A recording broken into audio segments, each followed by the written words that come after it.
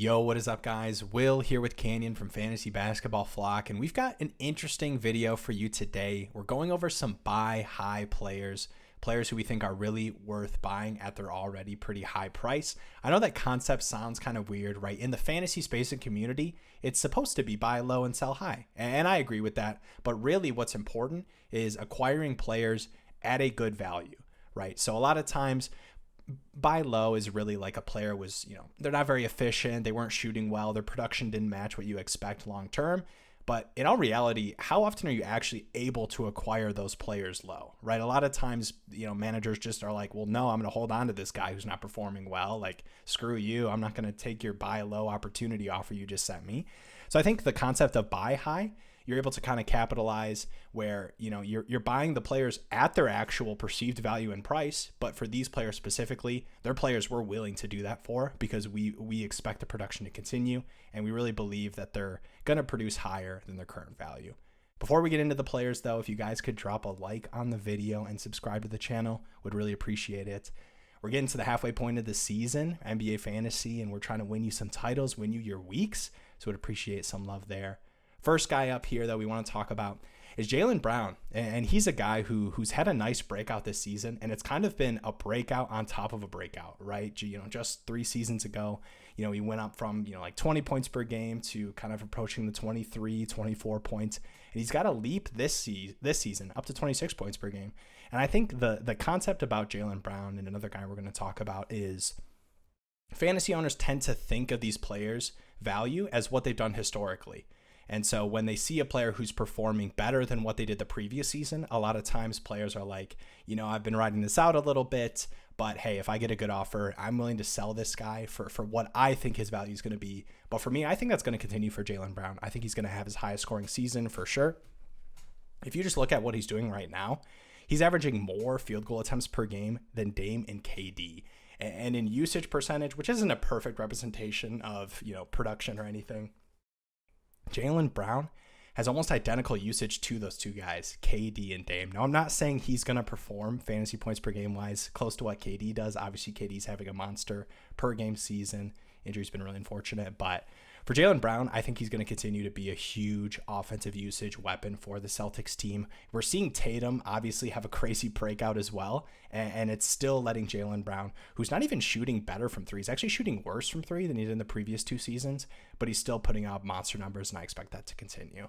I do want to mention as well, Pascal Siakam's another guy who's similar to Jalen Brown in the vein of he had a little bit of a breakout the previous season, and he's even building on top of that for this year, and I do expect that to continue. So he's another guy where, depending on the perceived value, I'm willing to buy those guys high because I do believe that trend continues for the rest of the season. Yeah, definitely. And the next guy here, a little bit of a different approach to this category. It's Jokic. It's going straight for the big dog of fantasy, right? This is the guy that preseason we thought was going to be the no doubter, number 1 guy all year, and has been in the past. To start the season, though, it was a little disappointing for a lot of managers. People were worried they didn't know what to do with Jokic because of his, offensive usage looking a little different, and his shots being down, his scoring being down pretty drastically to start the season. So there might still be some, a bad taste in some league owners' mouths with Jokic on their team, but he really hasn't been that disappointing thus far. Now that we're approaching the halfway season, his assists are up drastically,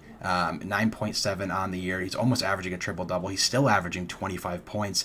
I mean, this is a stat line that anybody would die for. It's still a top 5 fantasy guy in the entire league right now, no doubt about it. Just because he's not the consensus number 1, some people might be a little disappointed in his performance because he's not having those 30-point games or more. So I think there's some chances to capitalize on the disappointing start, and even some games where Jamal Murray pops off for 40 and Jokic doesn't have that much offensive usage, right?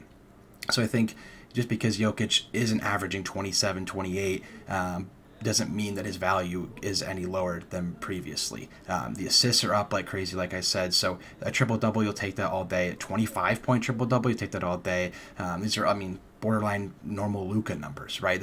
We're still talking about a top 3 guy here, and don't get me wrong, his value is still very high. You're gonna have to package some people and do something interesting to get him off people's teams, but I don't think this is the Jokic that is an untouchable number 1 consensus guy in people's minds anymore. But even though his fantasy points per game, would argue that he could still be up there for sure.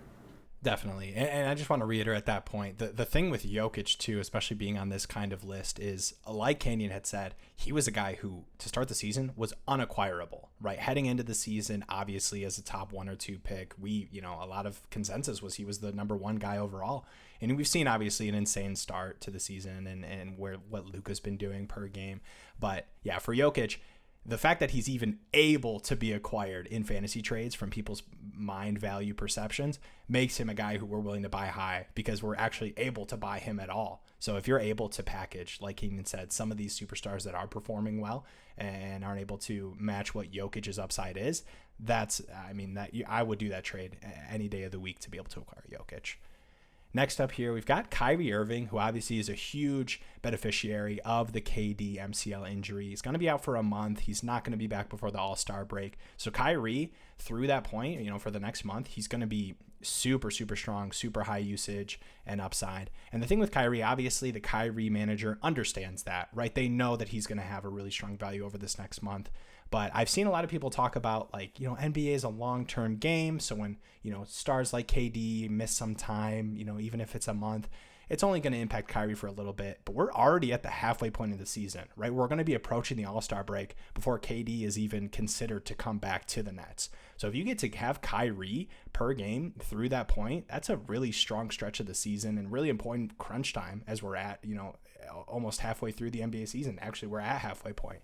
So if you just look at Kyrie's numbers, if you go back to last season when James Harden had left the Nets and KD had missed some games in there and Kyrie was kind of, the main superstar, his production, his fantasy points per game in points leagues during that stretch, 5-game stretch, would have been 6th this season per game in fantasy points. Only Luka, Embiid, AD, Jokic, and Giannis would have been better than Kyrie was in that stretch. Now, it's a little bit skewed by some strong defensive stats. He averaged just over 3 defensive stats per game in that stretch, but he's a guy who could, easily approach 2 defensive stats per game.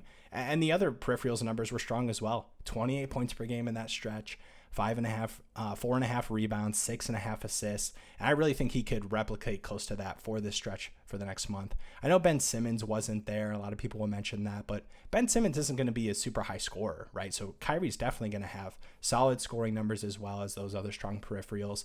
And he's just one of those guys where, obviously you're going to have to buy him high because of this, value bump that's across the board.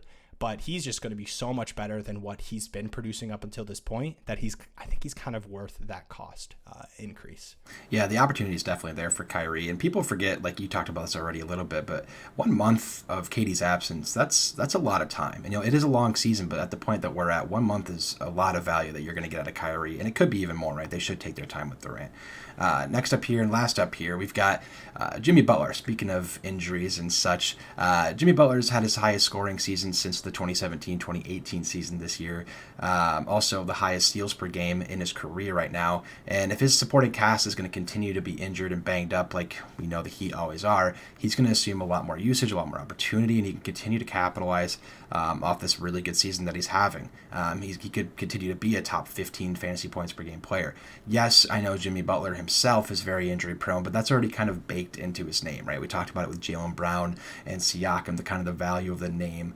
With Jimmy Butler, making trades, your league mates, the owners, the people trading for him, they all understand and assume the injury risk with Butler. So it's not something that you have to kind of bargain with that token. I think that's pretty well known that Butler is an injury risk. But so far, he's the last one standing on this Heat team right now, playing for them and is taking all the offensive usage. So I think he's definitely worth the buy high, being this healthy. And if you want to assume that he's going to play, 60-ish games, maybe close to 70, probably not. But if you want to assume he's going to play 60 games, again, that's probably already built into his buy high value, right? So I love what I'm seeing out of Butler right now offensively. And then obviously if other people miss time, the peripherals can go up a lot. He's actually been a lot better in assists and rebounds without Lowry and Bam. And so he can just, get it all done in so many different ways. So fantasy points per game wise, he's an absolute monster. The steals are up, the points are up. You can't really ask for much more. So I really like the situation that Butler is bringing to fantasy owners right now. And I think he's a guy you're going to want on your team for the rest of the season.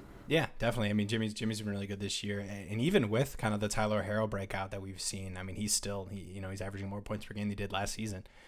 Last thing I want to talk about here, not really a player, but it's more of a concept in category leagues specifically. Players who really, really fit into what kind of category team that you've built, those are guys you want to buy high. So I think a lot of times, even in category leagues, players have perceived values, and players tend to think, oh, well, I'm not going to be able to acquire this player. He's valued as a first round pick or a second round pick. But in category leagues, you really shouldn't think that way, because you should value players higher if they more positively impact and fit the team that you're building, right? If you're building a team that's punting free throw percentage and, you've got these little categories that kind of more fit that mold, finding elite category producers for that specific build that you've built make more sense being on your team than others. So in terms of perceived value, since those players mean so much more to you, you can actually overpay. So that buy high, you're fine to overpay a little bit to acquire that player. And maybe you're moving another star where obviously, maybe if it doesn't fit your category super well, and maybe they're an elite 3-point shooter and you've punted threes, really doesn't make sense for you to kind of hold on to that player when another team might be able to value that player even higher. So you're able to kind of capitalize on perceived value that doesn't really fit your category. Obviously, a ton of strategy to category leagues, so it's kind of difficult to list out specific players and moves that you can make in that. But I think you can understand that. If you sit down and look at your team, you've done it through the draft, I'm sure you've done it through waivers and maybe even trades up until this point, what your team wants to do, what categories they want to win. So if you're able to buy high on players that help you, more successfully accomplish that and secure those categories, that can provide a ton of consistency for the rest of the season. Definitely recommend trying to do that. Appreciate you guys watching. Would love to hear from you guys in the comments, and we'll see you in the next one.